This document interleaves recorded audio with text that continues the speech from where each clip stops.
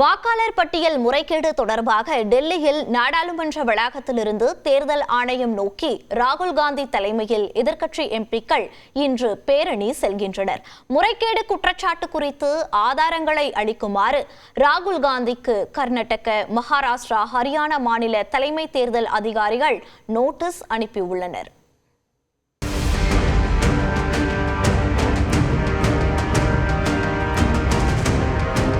பீகார் சட்டப்பேரவைக்கு இந்த ஆண்டு நவம்பர் மாதம் தேர்தல் நடைபெற உள்ளது. இதையொட்டி வாக்காளர் பட்டியலில் சிறப்பு தீவிர திருத்தத்தை தேர்தல் ஆணையம் மேற்கொண்டது. அதன்படி உயிரிழந்தோர், நிரந்தரமாக இடம்பெயர்ந்தவர்கள் உள்ளிட்ட 65 லட்சம் பேர் வாக்காளர் பட்டியலில் இருந்து நீக்கப்பட்டனர். இதனைத் தொடர்ந்து கடந்த 1ஆம் தேதி வரைவு வாக்காளர் பட்டியல் வெளியிடப்பட்டது. இந்த நிலையில் பட்டியலிலிருந்து பெயர் நீக்கப்பட்டவர்களின் விவரங்களை வெளியிடுமாறு தேர்தல் ஆணையத்திற்கு உத்தரவிடக் கோரி ஜனநாயக சீர்திருத்தங்களுக்கான சங்கம் உள்ளிட்ட தனியார் அமைப்புகளும் சில அரசியல் கட்சிகளும் உச்சநீதிமன்றத்தில் மனுக்களை தாக்கல் செய்தன.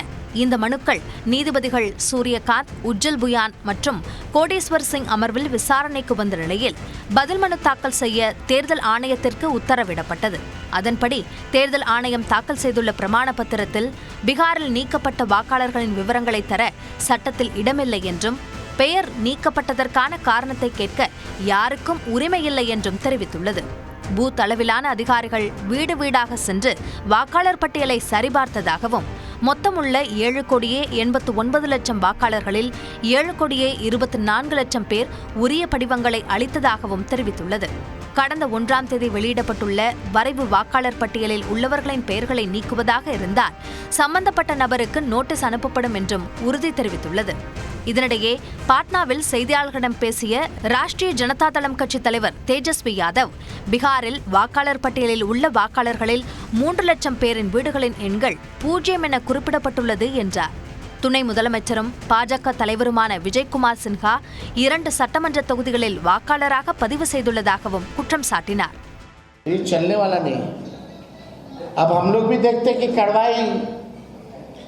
विजय सिन्हा पर होती है कि नहीं होती? अगर विजय सिन्हा जी अगर गलत पाए गए तो उनको इस्तीफा देना चाहिए, उन पे FIR होना चाहिए। और अगर चुनाव आयोग अगर गलत पाया जाए तो इलेक्शन कमिश्नर को आकर के SIR वापस लेना चाहिए. இந்த நிலையில் தேஜஸ்வி குற்றச்சாட்டுக்கு பதிலளித்த விஜய்குமார் சின்ஹா தான் ஒரு இடத்தில் தான் வாக்களிப்பதாக விளக்கம் தந்தார். இன்னொரு இடத்தில் உள்ள பெயரை நீக்க தேர்தல் ஆணையத்தில் அளித்த மனு நிராகரிக்கப்பட்டதாகவும் அவர் கூறினார். विधानसभा में जोड़ने के लिए वहां पर फॉर्म भरा और यहाँ पर विलोपित करने का भी फॉर्म हम भरा था. उसी समय उसका ये कागज है. இந்த நிலையில் தேர்தல் ஆணையத்தின் வாக்கு திருட்டை கண்டித்து இன்று நாடாளுமன்ற வளாகத்திலிருந்து தேர்தல் ஆணையம் நோக்கி இந்தியா கூட்டணி எம்பிக்கள் 300 பேர் பேரணியாக செல்லவிருக்கின்றனர். மக்களவை எதிர்க்கட்சித் தலைவர் ராகுல் காந்தி தலைமையில் செல்லவிருக்கும் எம்பிக்கள் 3 தேர்தல் ஆணையர்களையும் சந்திக்க திட்டமிட்டுள்ளனர். நாமக்கல் சுற்றுவட்டார பகுதிகளில் சட்டவிரோத கிட்னி பறிப்பு விவகாரத்தில் திருச்சி சிதார் மருத்துவமனை மற்றும் பெரம்பலூர் தனலட்சுமி சீனிவாசன் மருத்துவக் கல்லூரி மருத்துவமனையின் சிறுநீரக மாற்று அறுவை சிகிச்சை உரிமம் ரத்து செய்யப்படுவதாக தமிழ்நாடு அரசு அறிவித்துள்ளது.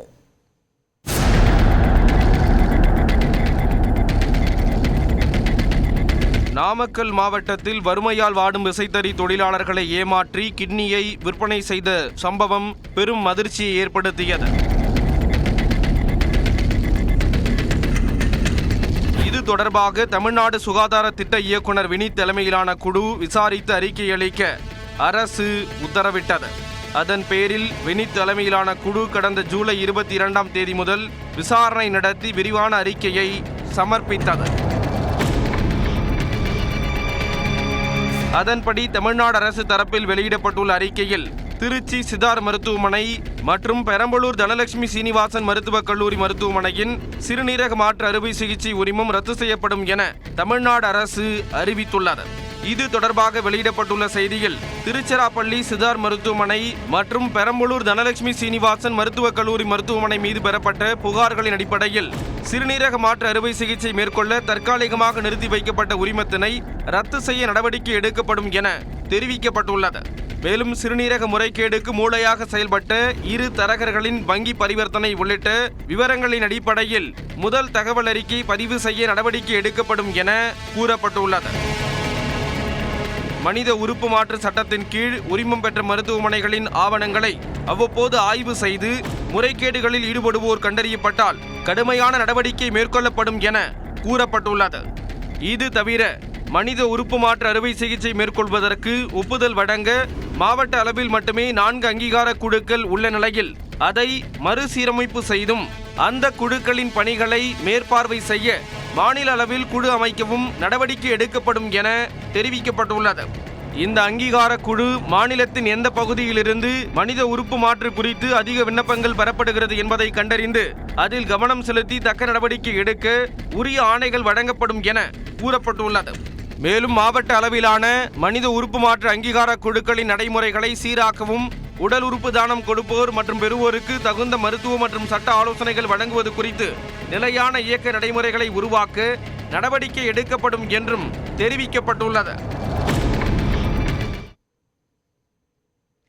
திமுகவுடன் கூட்டணியா என்ற கேள்விக்கு ஆகஸ்ட் 17ஆம் தேதி நடைபெறும் பொதுக்குழுவில் முடிவு எடுக்கப்படும் என்றும் கூட்டணியை தான் அமைப்பேன் என்றும் பாமக நிறுவனர் ராமதாஸ் தெரிவித்துள்ளார்.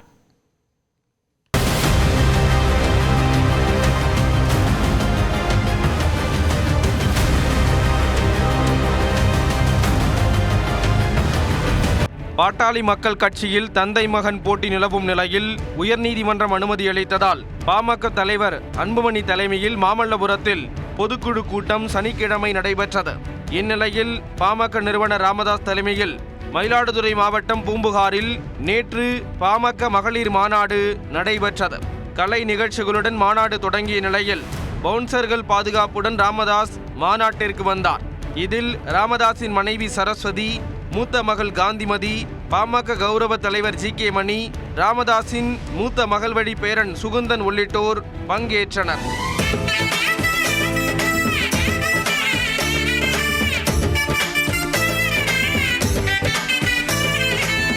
இடையே மழை பெய்ததால் சிலர் கலைந்து சென்ற நிலையில் சிலர் நாற்காலிகளையே குடையாக்கி கொண்டனர்.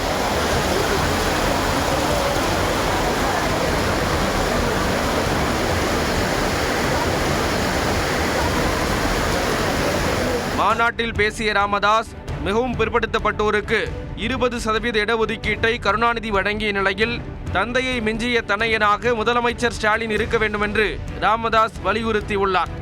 மிக பிற்படுத்தப்பட்டோருக்கு 20% கலைஞர் அவர்கள், என்னுடைய அருமை நண்பர் கலைஞர் அவர்கள் கொடுத்தார்கள்.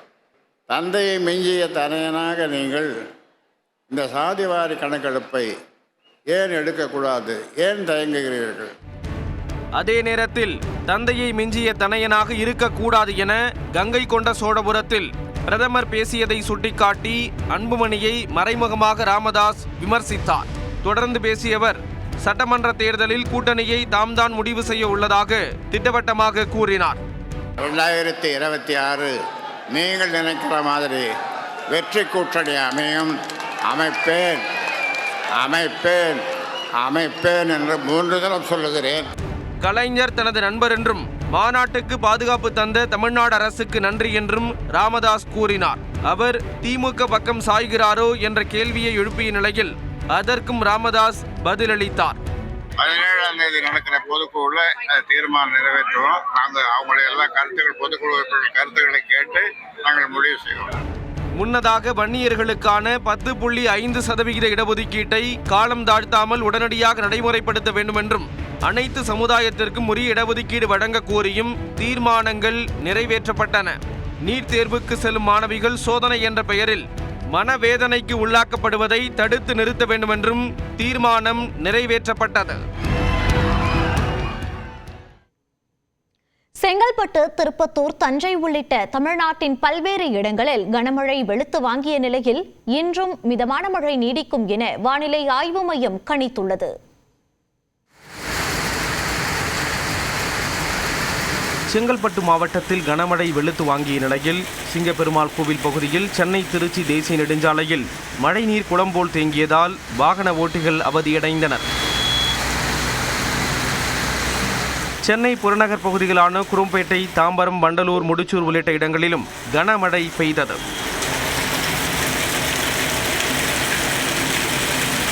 திருவள்ளூர் மாவட்டத்தில் பூண்டி, ஊத்துக்கோட்டை, பாலவாக்கம் உள்ளிட்ட பகுதிகளில் பரவலாக கனமழை கொட்டியது. திருத்தணியில் பெய்த மழையால் சாலைகளில் மழை நீர் தேங்கியது. திருச்சி மாநகர பகுதிகளில் பெய்த மழையால் தாழ்வான பகுதிகளில் தண்ணீர் தேங்கியது. கள்ளக்குறிச்சி மாவட்டம் முழுவதும் பரவலாக மழை பெய்த நிலையில் பெரியார் அருவியில் காட்டாற்று வெள்ளம் பெருக்கெடுத்து ஓடியது.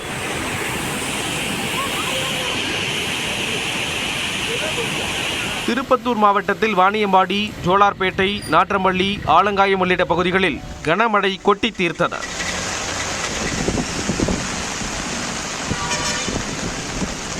அரியலூர் சுற்றுவட்டார பகுதிகளான செந்துறை, ஜெயங்கொண்டம், ஆண்டிமடம், தாப்பழூர் உள்ளிட்ட பகுதிகளில் இடி மின்னலுடன் கனமழை பெய்தது.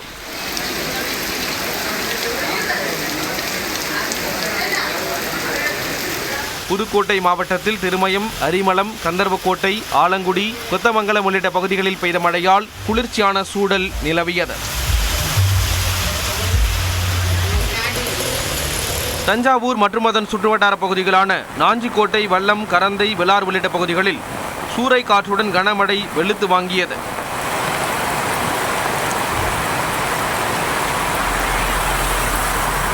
திருவாரூர் மாவட்டத்தின் பெரும்பாலான பகுதிகளில் நேற்றும் கனமழை நீடித்ததால் விவசாயிகள் மகிழ்ச்சியடைந்தனர்.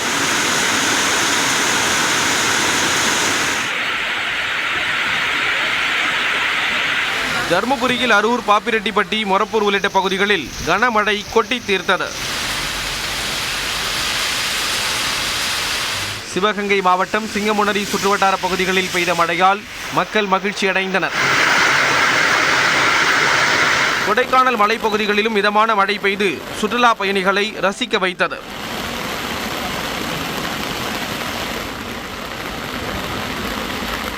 கிருஷ்ணகிரி மாவட்டத்தில் பர்கூர், போச்சம்பள்ளி, காவேரிப்பட்டினம், வேப்பனப்பள்ளி உள்ளிட்ட இடங்களில் மழை வெளுத்து வாங்கியது.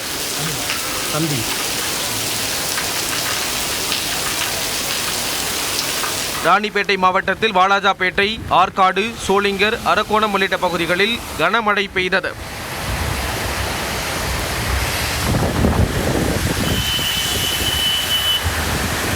இந்நிலையில் தமிழகம் மற்றும் புதுச்சேரியில் 6 நாட்களுக்கு மழை நீடிக்கும் என வானிலை மையம் தெரிவித்துள்ளது. சென்னை மற்றும் புறநகர் பகுதிகளில் லேசான மழை பெய்யக்கூடும் என்றும் கணித்துள்ளது. மத்திய மேற்கு அரபிக்கடல் பகுதிகளில் மணிக்கு 65 கிலோமீட்டர் வேகத்தில் சூறைக்காற்று வீசக்கூடும் என்பதால் அப்பகுதிகளுக்கு மீனவர்கள் செல்ல வேண்டாம் என வானிலை மையம் அறிவுறுத்தி உள்ளது. இதனிடையே திருவண்ணாமலை அடுத்த பர்வதமலை கோயிலுக்கு சென்ற 2 பெண் பக்தர்கள் மழை வெள்ளத்தில் அடித்து செல்லப்பட்டனர். இவர்கள் மலை மீது ஏறி தரிசனம் முடித்துவிட்டு மலை கீழே இறங்கி வந்தபோது வெள்ளப்பெருக்கு ஏற்பட்டுள்ளது. நீரோடையை கடக்க ஒருவரை ஒருவர் கைகோர்த்து சென்றபோது வடபழனியை சேர்ந்த 36 வயதான தங்க தமிழ்செல்வி, திருவேற்காடை சேர்ந்த 58 வயதான இந்திரா ஆகியோர் வெள்ளத்தில் அடித்து செல்லப்பட்டனர். இவர்களை வனத்துறையினர் 2வது நாளாக தேடி வருகின்றனர்.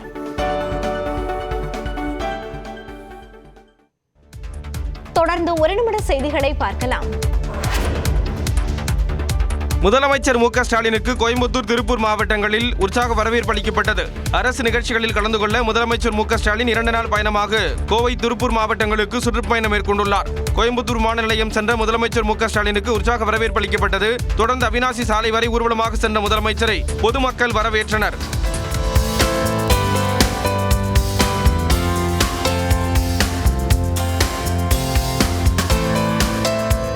பின்னர் முதலமைச்சர் மு க ஸ்டாலின் கார் மூலம் திருப்பூர் மாவட்டம் உடுமலைப்பேட்டைக்கு சென்ற நிலையில் கொல்லம்பட்டறை மாரியம்மன் கோயில் பகுதியில் மேளதாளங்கள் முழங்க திமுகவினர் வரவேற்றனர்.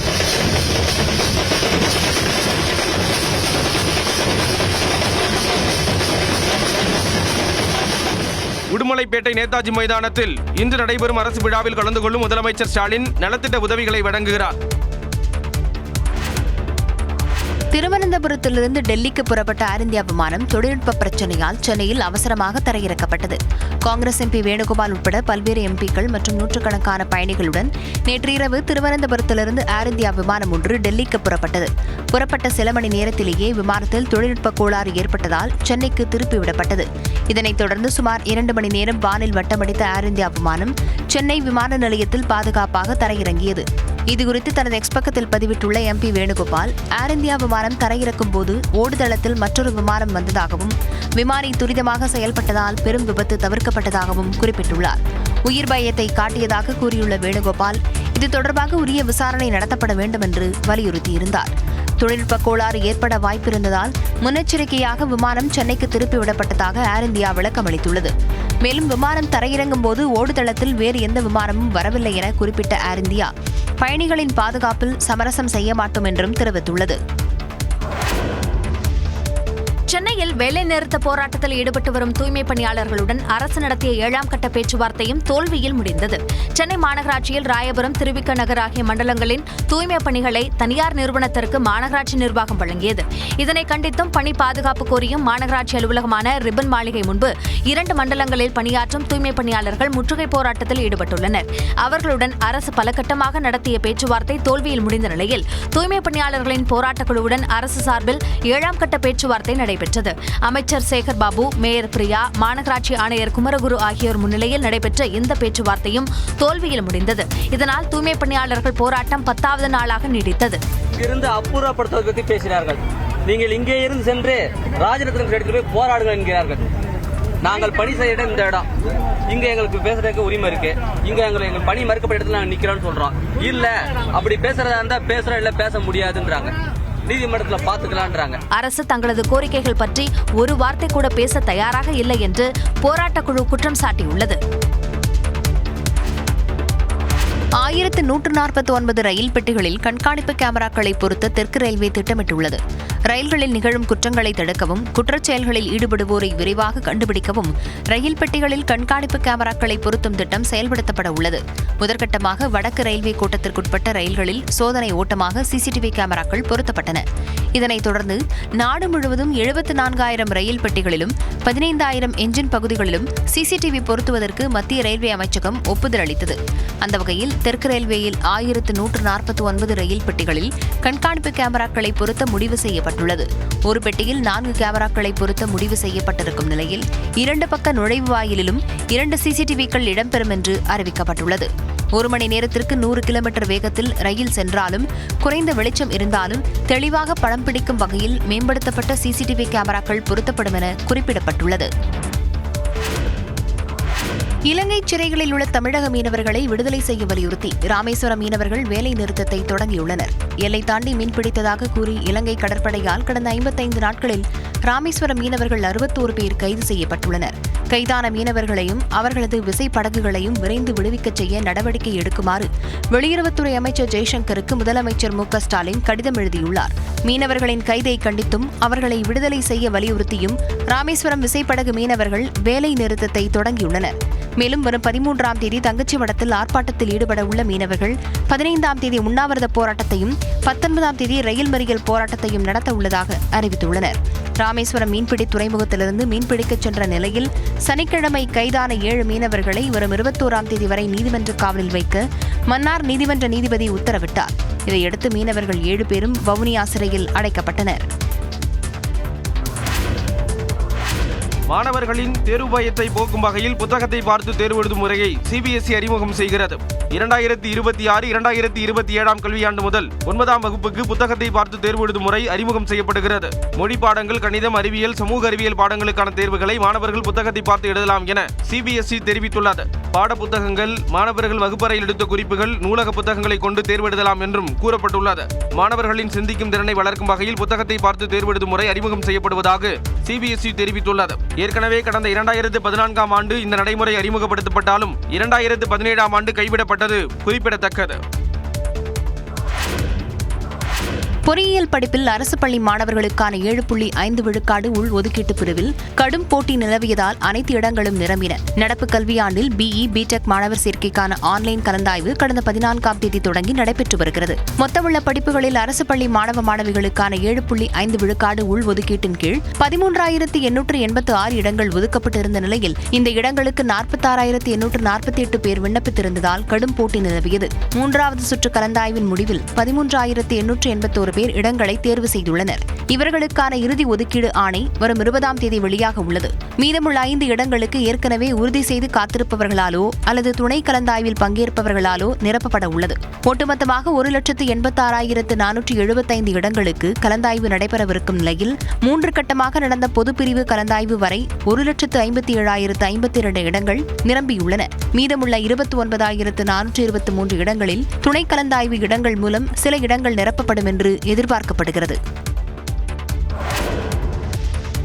தர்மஸ்தலாவில் பெண்கள் கொன்று புதைக்கப்பட்ட சர்ச்சையில் புதிய திருப்பமாக மேலும் 2 பேர் சாட்சியளிக்க முன்வந்திருப்பது பரபரப்பை கூட்டியுள்ளது. கர்நாடக மாநிலம் தர்மஸ்தலா கோயில் நகரத்தில் 100க்கும் மேற்பட்ட பெண்கள் பாலியல் வன்கொடுமை செய்யப்பட்டு கொன்று புதைக்கப்பட்டதாக கோயிலில் பணிபுரிந்த முன்னாள் ஊழியர் புகார் கூறியிருந்தார். அதன் அடிப்படையில் 20 அதிகாரிகளை கொண்ட சிறப்பு புலனாய்வு குழுவை மாநில அரசு அமைத்தது. அந்த குழுவினர் முன்னிலையில் முன்னாள் ஊழியர் சுட்டிக்காட்டிய 16 இடங்களில் நேத்ராவதி ஆற்றங்கரையில் தோண்டும் பணி நடைபெற்று வருகிறது.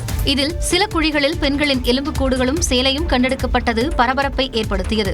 பாகுபலி மலைப்பகுதியிலும் தோண்டும் பணிகள் நடைபெற்று வருகின்றன. இந்நிலையில் மேலும் 2 பேர் சாட்சிகளாக இருக்க முன்வந்துள்ளனர். அவர்கள் புதிதாக பெண்களின் சடலங்கள் புதைக்கப்படுவதை பார்த்ததாக கூறியிருப்பது பரபரப்பை அதிகரித்துள்ளது.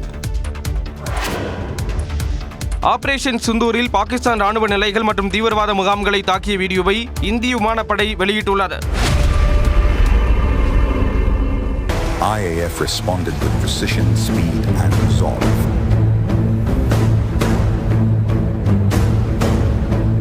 ஆபரேஷன் சிந்தூரில் பாகிஸ்தான் ராணுவத்தின் 5 போர் விமானங்கள் உட்பட 6 விமானங்களை தாக்கியதாக இந்திய விமானப்படை தளபதி AP சிங் தெரிவித்திருந்த நிலையில் வீடியோ வெளியிடப்பட்டுள்ளது.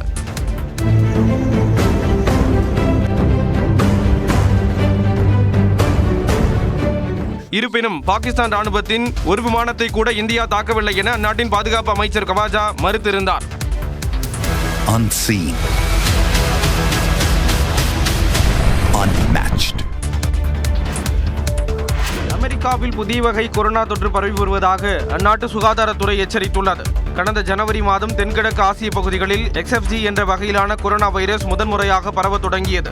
இது கடந்த ஏப்ரல் மாதம் முதல் அமெரிக்காவின் பல்வேறு மாகாணங்களிலும் பரவி வருவதாக அந்நாட்டு சுகாதாரத்துறை தெரிவித்துள்ளது. குறிப்பாக அலபாமா, அலஸ்கா, கலிபோர்னியா, புளோரிடா ஆகிய மாகாணங்களில் XFG வகை கொரோனா வைரஸ் கண்டறியப்பட்டுள்ளது. இது ஏற்கனவே பரவிய SARS-2 வகை கொரோனாவின் உருமாற்றம் என்று அமெரிக்க மருத்துவர்கள் கூறியுள்ளனர். சளி, காய்ச்சல், உடல்வலி, வாந்தி உள்ளிட்டவை XFG வகை கொரோனா தொற்றின் அறிகுறிகள் என கூறியுள்ள மருத்துவர்கள் இந்த வைரஸ் தொற்றுக்கென தனித்துவமான மருந்துகள் எதுவும் தற்சமயத்திற்கு இல்லை என்று குறிப்பிட்டுள்ளனர். எனினும் மக்கள் அச்சப்பட தேவையில்லை என்றும் கொரோனா தடுப்பு வழிமுறைகளை பின்பற்ற வேண்டும் என்றும் அமெரிக்க சுகாதாரத்துறை அறிவுறுத்தியுள்ளது. ஹமாஸ் அமைப்பினர் ஆயுதங்களை கீழே போட்டுவிட்டால் போரை உடனடியாக நிறுத்துவதாக இஸ்ரேல் பிரதமர் நெத்தன்யாகு அறிவித்துள்ளார். ஜெருசலேமில் செய்தியாளர்களை சந்தித்த அவர் காசாவை ஆக்கிரமிப்பது தங்களுக்கு நோக்கம் அல்ல என்று கூறினார். ஹமாஸ் பயங்கரவாதிகளிடமிருந்து காசாவை விடுவிப்பதே தங்கள் இலக்கு என்று நெத்தன்யாகு கூறினார். Our goal is not to occupy Gaza. Our goal is to free Gaza. Free it from Hamas terrorists. தொடர்ந்து பேசிய அவர் காசாவில் நிலவக்கூடிய வறுமைக்கு இஸ்ரேல் காரணமில்லை என்று கூறினார். அண்டை நாடுகள் அனுப்பக்கூடிய உணவுகளை ஹமாஸ் அமைப்பினர் வழிமறித்து தாக்குவதாக குற்றம் சாட்டிய அவர் காசாவில் உணவு பற்றாக்குறை நீடித்தால் இன்னும் 2 ஆண்டுகளில் அங்கு யாருமே இருக்க மாட்டார்கள் என்று தெரிவித்தார். விறுவிறுப்புடன் நடைபெற்ற சின்னத்திரை நடிகர் சங்க தேர்தல் நிறைவடைந்துள்ளது. இதில் வெற்றி பெற்றது யார் என்பது குறித்து இந்த தொகுப்பில் பார்க்கலாம்.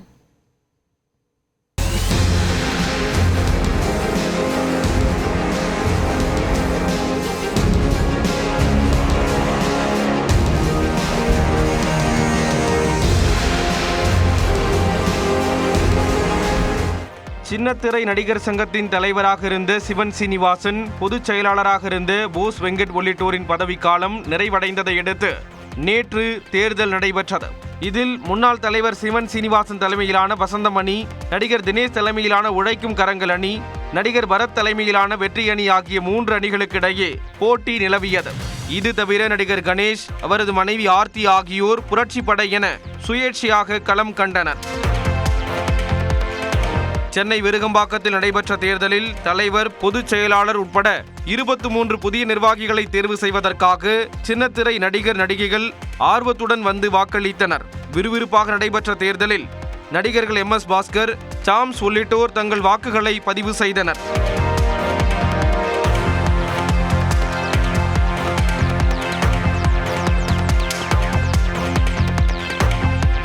இதனிடையே ரெட் கார்டு என்ற பெயரில் திட்டமிட்டு தனது வாக்குரிமை பறிக்கப்பட்டதாக நடிகை ரவீனா வருத்தம் தெரிவித்தார். நான் எலெக்ஷன்லயும் நிக்கல, நான் ஓட்டு தான் போட வந்தேன். ஏங்க எலெக்ஷன்ல நிக்காதவங்க ஓட்டு போடக்கூடாதா? அந்த உரிமையும் இல்லையா? இப்போ இது அன்னைக்கே சொல்லியிருந்தா கூட பரவாயில்ல. நான் இவ்வளவு தூரம் ஓட்டு போட வந்ததுக்கு அப்புறம் சொல்றாங்க நீங்க ஓட்டு போட முடியாது. ஏன்னா அந்த விஷயம் 1 year அந்த ரெட் கார்டு இருக்கு அப்படின்னு. காலை 7 மணி முதல் மாலை 5 மணி வரை வாக்குப்பதிவு நடைபெற்றது. 1600 பேர் வாக்களிக்க தகுதி பெற்றிருந்த நிலையில் 936 பேர் வாக்களித்தனர். பரபரப்பிற்கு சற்றும் பஞ்சமில்லாமல் நடைபெற்ற சின்னத்திரை நடிகர் தேர்தலில் வெற்றி அணி சார்பில் வானத்தை போல, இளவரசி, யாரடி நீமோகினி உள்ளிட்ட தொடர்களில் முக்கிய கதாபாத்திரங்களில் நடித்த பரத் தலைவர் பதவிக்கு போட்டியிட்டார். அவர் 491 வாக்குகள் பெற்று வெற்றி பெற்றார். இதையடுத்து அவரது ஆதரவாளர்கள் பட்டாசு வெடித்து கொண்டாடினர்.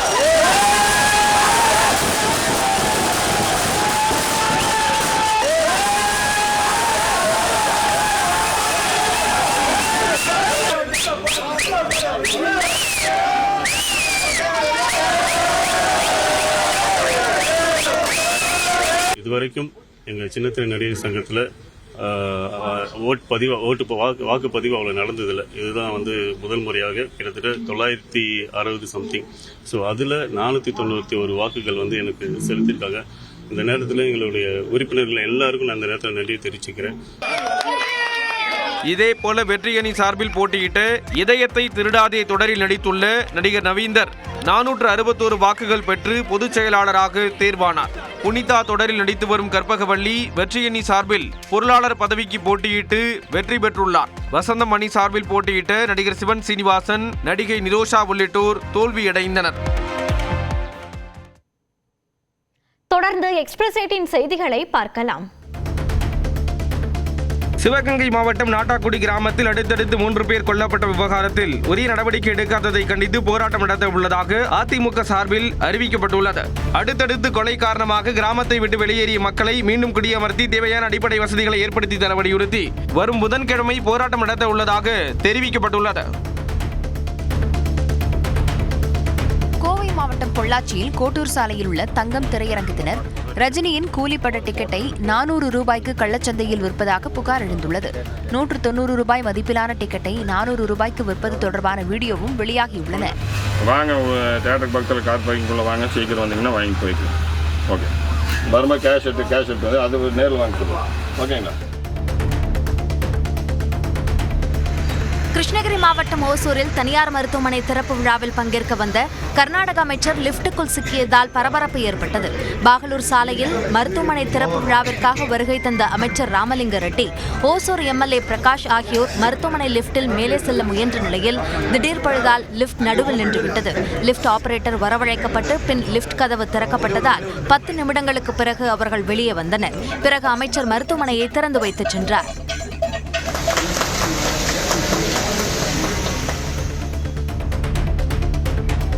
புதுச்சேரி ஏனாமில் விடுதி மாடியிலிருந்து தவறி விழுந்த இளைஞர் மின்கம்பியில் விழுந்து துடிதுடித்து உயிரிழந்தார். கோதாவரி ஆற்றுப்படுகையில் அனுமதியின்றி இயங்கிய சூர்யா லாட்ஜில் ஆந்திராவைச் சேர்ந்த எலக்ட்ரீஷியன் குருமூர்த்தி ஏசி எந்திரத்தை பழுது பார்த்துக் கொண்டிருந்தார். அப்போது நிலை தடுமாறி விழுந்த அவர் மின்கம்பியில் சிக்கி மின்சாரம் பாய்ந்து மரணமடைந்தார். இதையடுத்து மின்சாரத்தை துண்டித்து குருமூர்த்தியின் உடலை தீயணைப்புத் துறையினர் போராடி மீட்டனர். விபத்து குறித்து வழக்கு பதிவு செய்த காவல்துறையினர் அப்பகுதியில் அனுமதியின்றி இயங்கி வந்த 5 விடுதிகளுக்கு சீல் வைத்தனர். கிருஷ்ணகிரி மாவட்டத்தில் கடந்த வாரம் 3 நாட்கள் பரவலாக பெய்த மழையால் KRP அணைக்கான நீர்வரத்து அதிகரித்துள்ளது. கெளவரப்பள்ளி அணையிலிருந்து தென்பெண்ணை ஆற்றில் வினாடிக்கு 486 கனஅடி நீர் திறக்கப்பட்டிருக்கும் நிலையில் KRP அணைக்கான நீர்வரத்து 705 கனஅடியாக அதிகரித்துள்ளது. இதனால் அணையின் மொத்த கொள்ளளவான 52 அடியில் 48.5 அடியை எட்டியிருக்கிறது. சென்னை பூவிருந்தவள்ளியில் உள்ள முத்துமாரியம்மன் கோவிலில் ஆடித் திருவிழாவை முன்னிட்டு ஆயிரக்கணக்கான பக்தர்கள் பால்குடம் எடுத்து நேர்த்திக்கடன் செலுத்தினர். பெண்கள் தலையில் கரகம் சுமந்தபடி மேளதாளங்கள் முழங்க வான வேடிக்கைகளுடன் பூவிருந்தவள்ளி சாலையில் ஊர்வலமாக வந்தனர். அப்போது சிலர் அம்மன், பிள்ளையார், ஐயனார் காளி வேடம் அணிந்து சூலாயுதம், வேல் ஏந்தி நடனமாடியபடி வந்தனர்.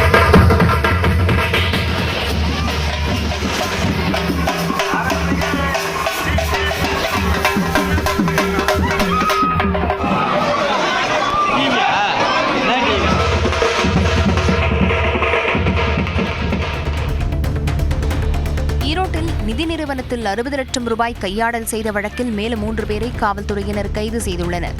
ஈரோட்டில் உள்ள நிதி நிறுவனத்தில் நாகராஜ் என்பவர் பரிவர்த்தனை பொறுப்பில் பணியாற்றி வந்த நிலையில் 60 லட்சம் ரூபாய் பணத்துடன் தலைமறைவானார். இது தொடர்பாக நிதி நிறுவன உரிமையாளர்கள் அளித்த புகாரின் பேரில் நாகராஜ் மற்றும் அவரது நண்பர்கள் உட்பட 4 பேரை காவல்துறையினர் கடந்த 30ஆம் தேதி கைது செய்தனர். தலைமறைவாக இருந்த மேலும் 3 பேரை கைது செய்து காவல்துறையினர் விசாரித்து வருகின்றனர். தஞ்சை மாவட்டம் பாபநாசம் துணை மின் நிலைய வளாகத்தில் ஆழ்துளை கிணறுகளின் மின்மோட்டார்களை தலையில் சுமந்தபடி விவசாயிகள் நூதன போராட்டத்தில் ஈடுபட்டனர். 20 ஆண்டுகளுக்கும் மேலாக பதிவு செய்து காத்திருக்கும் 2.25 லட்சம் விவசாயிகளுக்கு மின் இணைப்பு வழங்க வலியுறுத்தி முழக்கமிட்டனர். தமிழக அரசு மின் இணைப்பு வழங்குவது தொடர்பாக அரசாணை வெளியிட்டும் இதுவரை வழங்கப்படவில்லை என்றும் அதிருப்தி தெரிவித்தனர்.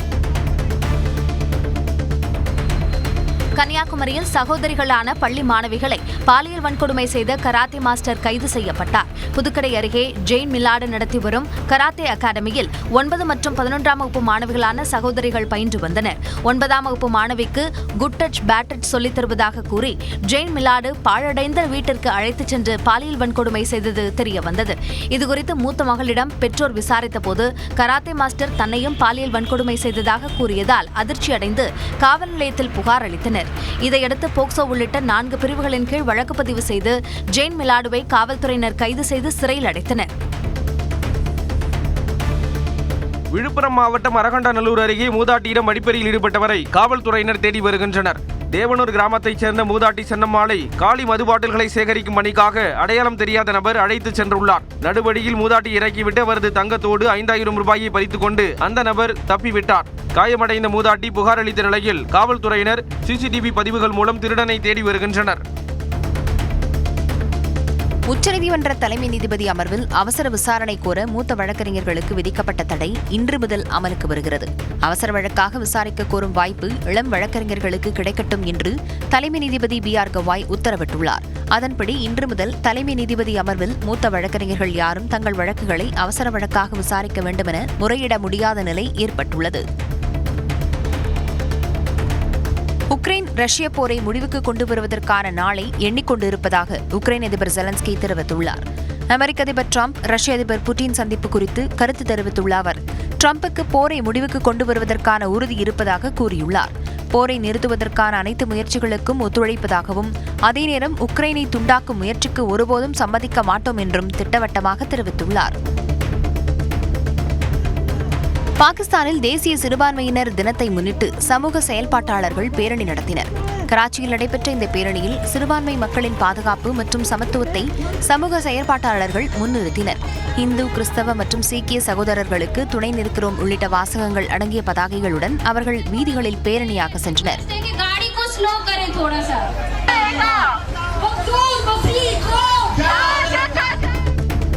துருக்கியின் வடமேற்கில் உள்ள பாலிகேசிர் மாகாணத்தில் சக்தி வாய்ந்த நிலநடுக்கம் ஏற்பட்டது. ரிக்டர் அளவுகோலில் 6.1 பதிவான இந்த நிலநடுக்கத்தால் சுமார் 12 வீடுகள் இடிந்து விழுந்தன. இடிபாடுகளில் சிக்கி 6 பேர் மீட்கப்பட்ட நிலையில் எஞ்சியவர்களை மீட்கும் பணி நடைபெற்று வருகிறது.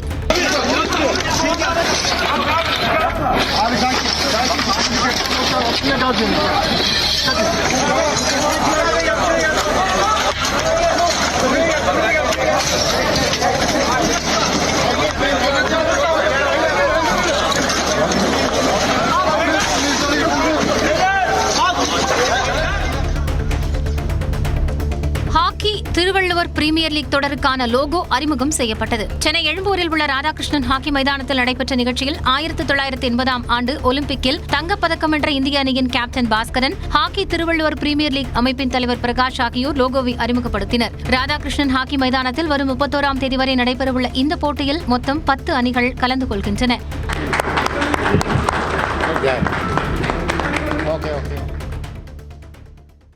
பெங்களூருவில் வந்தே பாரத் ரயில் சேவைகளையும் மெட்ரோ ரயிலையும் பிரதமர் நரேந்திர மோடி தொடங்கி வைத்தார்.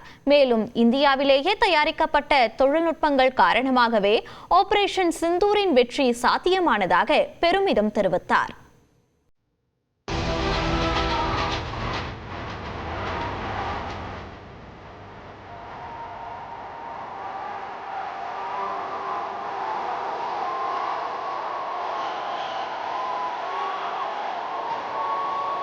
கர்நாடக தலைநகர் பெங்களூருவில் ஏற்கனவே மெட்ரோ ரயில் சேவை இயக்கப்பட்டு வரும் நிலையில் 2ஆம் கட்ட திட்டத்தின் கீழ் ஆர்வி சாலை முதல் பொம்மசுந்தரா வரை 19 கிலோமீட்டர் தூரத்திற்கு புதிய பாதை அமைக்கப்பட்டுள்ளது. இந்நிலையில் ஒருநாள் பயணமாக பெங்களூரு வந்த பிரதமர் நரேந்திர மோடி சுமார் 7000 கோடி ரூபாய் செலவில் அமைக்கப்பட்டுள்ள இந்த புதிய மெட்ரோ ரயில் சேவையை தொடங்கி வைத்தார்.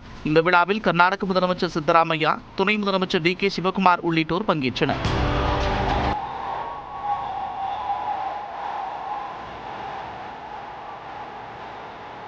இதனையடுத்து மெட்ரோ ரயிலில் பயணித்த பிரதமர் நரேந்திர மோடி மாணவர்கள் உள்ளிட்டோருடன் கலந்துரையாடினார்.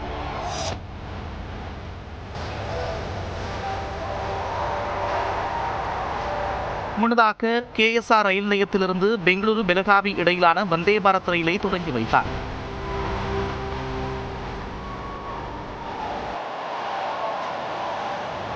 மேலும் காணொலி காட்சி வாயிலாக அமிர்தசரஸ், கத்தார், நாக்பூர், புனே வந்தே பாரத் ரயில்களையும் தொடங்கி வைத்தார். இதனையடுத்து அடுத்த தலைமுறை நகருக்கான அடுத்த தலைமுறை போக்குவரத்து என்ற தலைப்பில் நடைபெற்ற மாநாட்டிலும் பிரதமர் பங்கேற்றார். அப்போது பேசிய அவர் தொழில்நுட்பத்திலும் இந்தியா சுயசார்பு அடைய வேண்டும் என்று வேண்டுகோள் விடுத்தார். அதே நேரத்தில் இந்தியாவில் தயாரிக்கப்படும் பொருட்களில் எந்தவித குறையும் இருக்கக்கூடாது என்றும் தெரிவித்தார். உலகில் மேற்கொள்ளப்படும் பண பரிவர்த்தனையில் 50% மேல் UPI மூலம் மேற்கொள்ளப்படுகிறது என்று பிரதமர் கூறினார். கடந்த 2014ஆம் ஆண்டில் 5 நகரங்களில் மட்டுமே மெட்ரோ ரயில் சேவை இருந்த நிலையில் தற்போது 1000 கிலோமீட்டர் தூரத்திற்கு 24 நகரங்களில் மெட்ரோ ரயில் சேவை இருப்பதாகவும் பிரதமர் மோடி பெருமிதம் தெரிவித்தார்.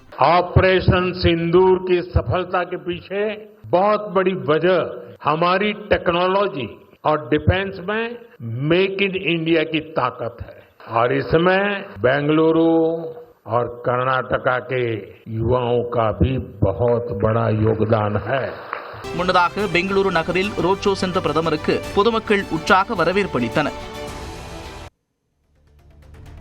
தொடர்ந்து எக்ஸ்பிரஸ் 18 செய்திகளை பார்க்கலாம். புதுச்சேரியில் ரெஸ்டோ பாரில் ஏற்பட்ட தகராறில் இளைஞர் குத்தி கொலை செய்யப்பட்டார். சென்னையில் படித்து வரும் மதுரையைச் சேர்ந்த ஷாஜன் தனது பிறந்த நாளை நண்பர்கள் 15 பேருடன் மிஷன் வீதியில் உள்ள ரெஸ்டோ பாரில் கொண்டாடினார்.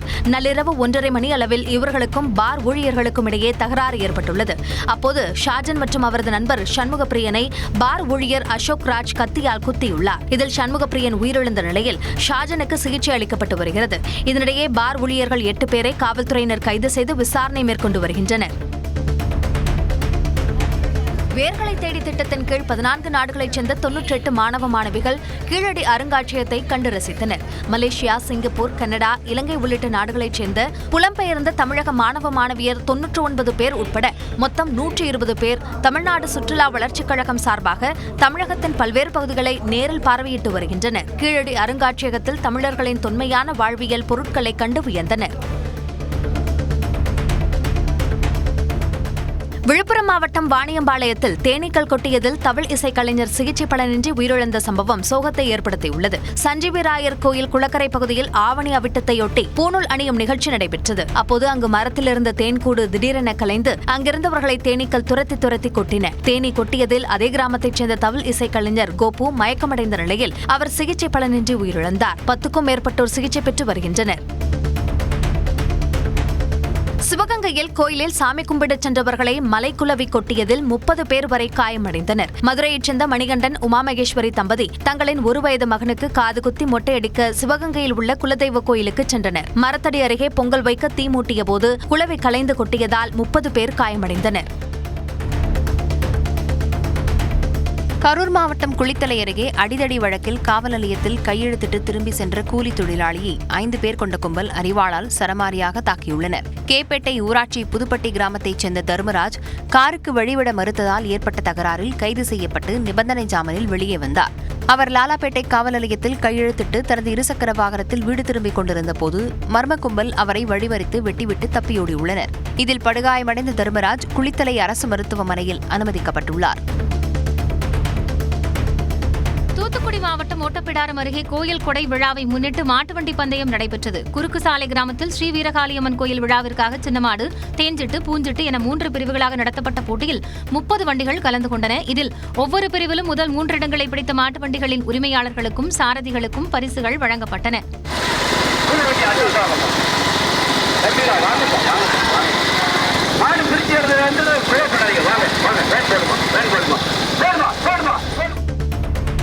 சிவகங்கை அருகே ரோஸ் நகரில் கிருஷ்ண ஜெயந்தி விழாவை முன்னிட்டு மாட்டுவண்டி பந்தயம் நடத்தப்பட்டது. 3 பிரிவுகளாக நடைபெற்ற பந்தயத்தில் 43 ஜோடி மாடுகள் பங்கேற்று இலக்கை நோக்கி பாய்ந்தோடின. ரோஸ் நகர் தொண்டி சாலையில் இருபுறமும் ஏராளமானோர் கூடி நின்று பந்தயத்தை கண்டு உற்சாகமடைந்தனர்.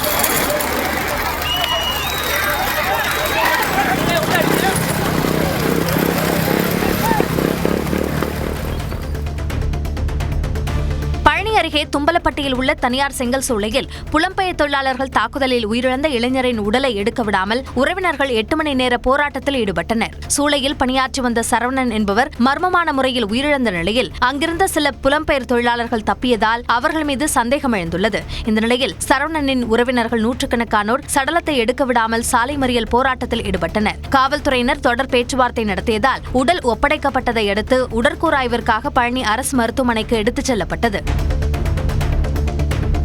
தஞ்சாவூர் மாவட்டத்தில் உரிமை கோரப்படாத 9 சடலங்கள் காவல்துறை சார்பில் நல்லடக்கம் செய்யப்பட்டன. தஞ்சாவூர் நகர காவல் நிலையங்களுக்கு உட்பட்ட பகுதிகளில் விபத்தில் சிக்கி உயிரிழந்த மற்றும் ஆதரவற்ற நிலையில் இருந்த 6 ஆண் சடலங்கள் மற்றும் 3 பெண் சடலங்கள் அரசு தலைமை மருத்துவமனையில் வைக்கப்பட்டிருந்தன. கடந்த 90 நாட்களாக இந்த உடல்களுக்கு யாரும் உரிமை கோராத நிலையில் தஞ்சாவூர் மாவட்ட காவல்துறை சார்பில் இடுகாட்டில் நல்லடக்கம் செய்யப்பட்டது. திருவண்ணாமலை மாவட்டம் ஆரணி அருகே டாஸ்மாக் கடையின் பின்பக்க சுவற்றில் துளையிட்டு கொள்ளையடிக்க முயன்ற சம்பவம் பரபரப்பை ஏற்படுத்தியுள்ளது. சனிக்கிழமை இரவு கைக்கந்தாங்கல் கிராமத்தில் உள்ள டாஸ்மாக் கடையின் பூட்டை உடைத்த கொள்ளையர்கள் சுவற்றிலும் துளையிட்டுள்ளனர். மறுநாள் காலை வந்த டாஸ்மாக் ஊழியர்கள் அதனை பார்த்து காவல்துறைக்கு தகவல் தெரிவித்தனர். இதையடுத்து விரைந்து வந்த காவலர்கள் சிசிடிவி காட்சிகளை கைப்பற்றி விசாரணை மேற்கொண்டு வருகின்றனர். பாரதியார் பல்கலைக்கழக மொழியியல் துறையின் மலேசிய தமிழ் மாணவர்கள் மற்றும் பேராசிரியர்கள் மேற்கு தொடர்ச்சி மலைகளில் 2 நாள் பழங்குடி களப்பயணம் மேற்கொண்டனர். உதகையில் தோடர் பழங்குடியின கிராமங்களான மூத்தநாடு, பாகல்கோடு உள்ளிட்ட பகுதிகளுக்கு சென்று தோடர் பழங்குடியினரின் மொழி, கலாச்சாரம், வாழ்வியல் முறைகளை கேட்டறிந்தனர்.